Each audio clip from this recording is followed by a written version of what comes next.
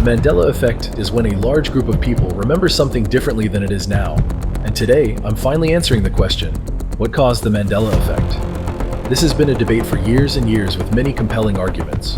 There are 12 explanations I've come up with, each one diving into a different explanation for what caused the Mandela Effect. Everything from time travel to CERN to bad memory and beyond. Today, we're talking about quantum immortality. Imagine this. You're in a life or death situation. Let's say it's a car crash to simplify the example. In the split second before your death, your mind doesn't just cease to exist. Instead, it shifts into a parallel universe where you survive. This is the essence of quantum immortality. According to this theory, every time you're on the brink of death, your consciousness transfers to an alternate reality. From your perspective, you never died. You just keep living in a slightly altered version of the world. And here's the thing, each new reality comes with small changes. Details that don't quite line up with what you remember. Does this theory explain what so many have felt? That something feels so off, something you can't quite put your finger on. Quantum immortality might offer an answer. If you've slipped from one timeline to another, that unsettling feeling could stem from memories that don't fully align with the reality you're now living in. The world that you remember, the one that really felt like home, is gone. This is how quantum immortality could potentially explain the Mandela Effect. Think about it. If you've shifted between realities multiple times to avoid death, you just might carry fragments of memories from those other universes. These seemingly untrue memories could explain the Mandela Effect. This could also explain the wide variety of changes people have experienced. But here's where it gets even creepier. If quantum immortality is real, it means that it's not only you shifting between realities, but also everyone around you. Are these really the same people?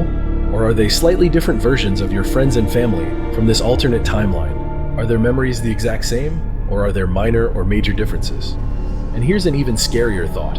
What if the original versions of those people, the ones you fell in love with or formed deep connections with, are long gone? Would you ever truly know? How would that realization affect your relationships? Would it create an unshakable sense of dread, knowing the people you love might not be the real versions of themselves? Quantum immortality isn't just a cool sci-fi idea. It's built on real concepts in quantum mechanics. The many worlds interpretation suggests that every single decision splits into a new universe, and quantum immortality takes it in an even more narrow direction, by saying the timeline split only happens when you die. For example, let's say in one universe you narrowly avoid a car crash on the highway. In another universe, the car crash happens and you pass away, but you're no longer aware of it, because your consciousness has shifted to the reality where you survived. But this raises an unsettling question. What happens to the you left behind in the original timeline? For everyone in that reality, you're gone. A memory, a tragedy. From your perspective, it's just another day, but does that mean you've effectively died? And if that's the case, how many times have you already died in realities you'll never know existed? Are all the lives that have passed on in this world just examples of people who have shifted to another reality? This also raises ethical dilemmas. If you're slipping into another timeline, are you replacing the consciousness that was already there? What if that version of you had their own life, their own memories, and their own relationships? Do they vanish the moment you arrive, or are they overwritten completely? It's a terrifying thought that surviving might come at the cost of erasing another version of yourself. But what if it's worse than that? What if you are the overwritten one? One day you wake up, and something feels off, like something was wrong, but you don't know what or why you feel that way. Imagine this, your memories are intact, but tiny details seem to be out of place. People remembering things you did or things you said that you swear you don't remember saying or doing. Small and subtle changes that begin to stack up. So you start looking for answers, theories, concepts, anything to make it make sense. Is this simply our minds glitching? Is this nothing more than a symptom of the Mandela Effect? Or could it be quantum immortality? And if it is, what then is the process of merging with yourself? Is your original consciousness overwritten? Like saving over a previous save on a computer? This is where I'd like to introduce the concept of Capgras syndrome. First discovered in 1923 by French psychiatrist Joseph Capgras. If you wanted to pronounce it in French, it's Joseph Capgras. Capgras syndrome, or delusion of doubles, is an apparent delusional misidentification syndrome. Put simply, it's a rare psychological condition where someone believes that a close family member, friend, or pet has been replaced by an identical imposter. One common expression of Capgras delusion involves the spouse of the patient, who believes that an imposter of the same sex as their spouse has taken over his or her body. Essentially, they're convinced that the person they are with is not actually the person they're supposed to be. It's as if their loved one was taken over by someone else. An even rarer delusion is when a person misidentifies him or herself as the imposter. 2 years ago, David was involved in a terrible car accident. There was a problem with the car, and I landed in the highway with my head first. For 5 weeks, David lay in a coma. Serious injuries led to the loss of his right arm, but to everyone's relief, when he regained consciousness, his mental capacities seemed to be intact. He was articulate, he was intelligent, not obviously psychotic or emotionally disturbed. He could read a newspaper. Everything seemed fine, except he had one profound delusion. He would look at his mother, and he would say, "This woman, doctor, she looks exactly like my mother. But in fact, she's not my mother. She's an imposter. She's some other woman pretending to be my mother." I was cooking dinner, and he probably didn't like the food that night. Okay. And he said, the lady who comes in the morning, she cooks much better than you. It's that lady. I like that lady very much. But the lady was me, of course, all the time. David was also convinced that his father was an imposter. He would say to his dad, I'm sure you would like to meet this guy. He's so much like you, but he drives better. He doesn't go so fast. Tell me that doesn't sound just like quantum immortality. You've got to admit how eerie and unsettling all this is.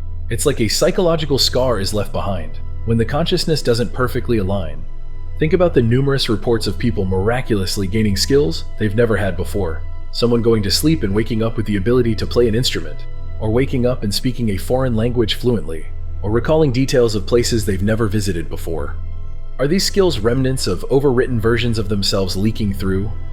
It's extremely unsettling to consider this possibility. Let's take a step back and play devil's advocate. Could quantum immortality all be a psychological coping mechanism? Humans have always found ways to avoid facing mortality, whether it's religious beliefs, an afterlife, reincarnation, or even ghosts. Maybe quantum immortality is just another comforting concept. Are we simply grasping at straws to avoid the fear we have of the unknown? Let's assume that quantum immortality is real. How would death actually work in this universe? I feel as though death would arrive in one of two ways. The first being subjective continuity. Essentially, your consciousness would continue in an alternate universe where you survive your fatal event. From your perspective, you would have never experienced death, but rather continued to exist. I suppose in this explanation, you'd never die, you'd just keep going. Now, whether this means the same life or an alternative life, we really don't know. The second way would be a gradual decline, as if the fire or ember that keeps your consciousness going is slowly wearing out across lifetimes. Max Tegmark, a professor of physics at MIT, suggests that dying is not a binary event, but rather a gradual process. This suggests that while one might avoid sudden death, they might experience a continuous decline in health or consciousness across different universes. Tegmark notes that the fading of consciousness is a continuous process, indicating that perhaps you don't just die at one point, but rather gently fade away, over time and across universes. I'm not sure if you recognized Max Tegmark's name, but I've quoted him before in my 5 Reasons We Live in a Simulation series. He always brings such a fascinating perspective to weird and out there topics like this. But this raises an unsettling question. What happened to the you that originally existed in this new timeline? Are you replacing yourself, or are you overwriting yourself entirely? And if that's true, what about your family and friends in these alternate universes? Are they really your family and friends, or are they just similar copies of them? This strange theory might even offer an explanation for why some historical events feel so off. Every time we dodge death and shift into a new reality, the differences can really add up. The timeline we live in right now might have small inconsistencies compared to where we started. Speaking of which, where did we start? How much have things changed since the beginning? This theory is both horrifying and fascinating, and creates just as many questions as it does answers. Is death not the end, but rather a save file? Just as when you die in a video game, it instantly loads back to a previous save. Are the memories we carry just remnants of other lives we've lived?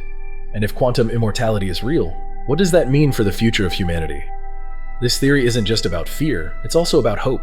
If quantum immortality is true, it means you could potentially never experience death. Your life might continue indefinitely, shifting from one reality to the next. Some would call it a blessing, and others a nightmare. But again, none of us really know. Does this mean quantum immortality caused the Mandela Effect? Let me hear your thoughts below, and please look forward to the next episode, where I'll tackle another possible explanation for what caused the Mandela Effect.